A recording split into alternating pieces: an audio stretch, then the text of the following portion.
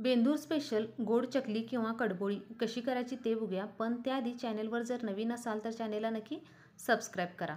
कारण मी ज्यावेळी video upload करेन त्यावेळी तुम्हाला पहिले नोटिफिकेशन मिळेल. त्यामुळे अशा सिंपल रेसिपी बघण्यासाठी चॅनलला नक्की सबस्क्राईब करा. तर कडबोळी करण्याची अगदी साधी सोपी पद्धत आहे ही आणि 15 मिनिटात होते आणि अगदी खायला तेवढीच कुसकुशीत देखील लागते. चला तर मग पटकन सुरुवात करूया. सुरुवातीला मी अर्धी वाटी पाणी घेतलेलं आहे आणि आता या अर्धी वाटी पाण्यामध्ये आपल्याला 1 वाटी गूळ घालून घ्यायचा आहे आणि आता हा गूळ आपल्याला या पाण्यामध्ये पूर्णपणे विरघळून घ्यायचा आहे. तुम्ही गुळाच्या खड्याऐवजी गूळ किसून घेतला तरी चालेल, म्हणजे पटकन गूळ विरघळू शकतो, किंवा तुम्ही थोडंसं गरम पाणी करून त्यामध्ये देखील गूळ घालून विरघळून घेतला तरी चालेल. जसं तुम्हाला सोपी पद्धत वाटेल त्या पद्धतीने तुम्ही गूळ यामध्ये विरघळून घ्यायचा. अशा पद्धतीने इथं मी गूळ माझा सगळा विरघळून झालेला आहे. आता आपण इथे 2 वाटी गव्हाचं पीठ घेतलेलं आहे आणि त्यामध्ये 1 वाटी बेसन घेतलेलं आहे. कोणत्याही अशा एखाद्या वाटीने आपल्याला प्रमाण मोजून घ्यायचं आहे. आता चवीनुसार यामध्ये मीठ घालून घ्यायचं. आता त्यानंतर सुंठ, वेलदोडा आणि बडीशोप मी भाजून मिक्सरला त्याची पावडर करून घेतलेली आहे. आता ती पावडर यामध्ये साधारण 1 चमचा घालून घ्यायची. आता याला मिक्स करून घ्यायचं आणि यामध्ये कडकडीत असं आपल्याला तेल गरम यामध्ये घालून घ्यायचं आहे, जेणेकरून आपली कडबोळी किंवा गोड चकली ही खाताना कुसकुशीत लागेल. म्हणून आपल्याला यामध्ये कडकडीत असं तेल घालून घ्यायचं आणि हे तेल पिठाला आपल्याला चोळून घ्यायचं आहे. जवळजवळ मी एक मोठा 1 चमचा, किंवा जर पोह्याचा चमचे म्हटला तर एक 4 ते 5 चमचे यामध्ये मी तेल घातलेलं आहे. आता हे पिठाला तेल छान असं चोळून घ्यायचं एक साधारण 1 मिनिटभर. अशा पद्धतीने चोळून घेतल्यानंतर आता यामध्ये आपल्याला थोडं थोडं जे आपण गुळाचं पाणी बनवलं होतं ते गुळाचं पाणी यामध्ये घालून आपल्याला पीठ हे मळून घ्यायचं आहे.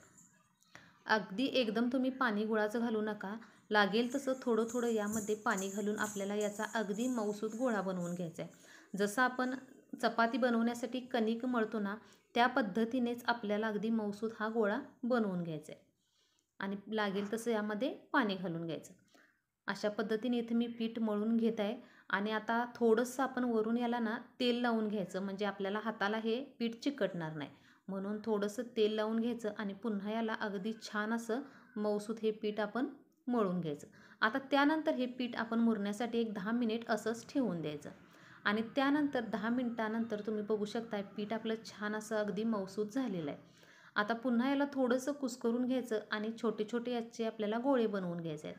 अशा पद्धतीने एक एक गोळा घ्यायचा आणि पोळपीठावर हा गोळा आपल्याला अशा पद्धतीने हा गोळा आपल्याला रोल याचा करून घ्यायचा आहे. तुम्ही बघू शकता या पद्धतीने अगदी असा पातळ आपल्याला या मोठ्या गोळ्याचा अशा पद्धतीने रोल करून घ्यायचा आहे आणि त्यानंतर अशा पद्धतीने आपल्याला याची चकलीही बनवून घ्यायची.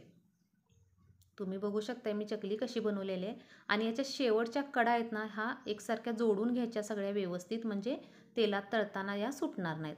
अशा पद्धतीने मी काही बनवून घेतलेले आहेत आणि त्यानंतर तेल चांगलं कडकडीत गरम करायचं आणि गॅस आपला पूर्णपणे लो करून यामध्ये एक एक आपली ही गोड चकली किंवा कडबोळी सोडून घ्यायची आणि अगदी लगेच पलटी करायचं नाही. साधारण एक अर्धा मिनिट झाला की त्यानंतर याला अलटी पलटी करून एक 3 ते 4 मिनिट लो गॅसवर आपल्याला हे छान असं तळून घ्यायचं आहे. अगदी तुम्ही डार्क देखील ह्या चकल्या तळू नका, किंवा कारण थंड झाल्यानंतर याचा कलर थोडासा चेंज होतो, त्यामुळे अगदी डार्क ह्या चकल्या करू नका.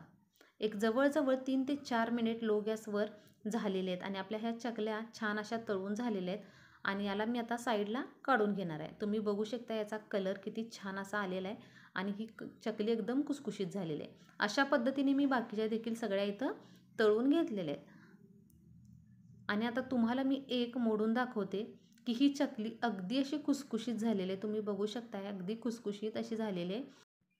बऱ्याच ठिकाणी बेंद्रासाठी गोड चकली बनवली जाते किंवा बऱ्याच ठिकाणी पुरणपोळी देखील केली जाते, पण कोकणात जवळजवळ गोड चकलीही केलीच जाते. तर अशा पद्धतीने आपली ही बेंद्रासाठी झटपट अशी गोड चकली किंवा कडबोळी तयार झालेली आहे. तर तुम्हाला व्हिडिओ कसा वाटला हे कमेंट करून सांगा. व्हिडिओ आवडला तर चॅनलला नक्की लाईक, शेअर आणि सबस्क्राईब नक्की करा.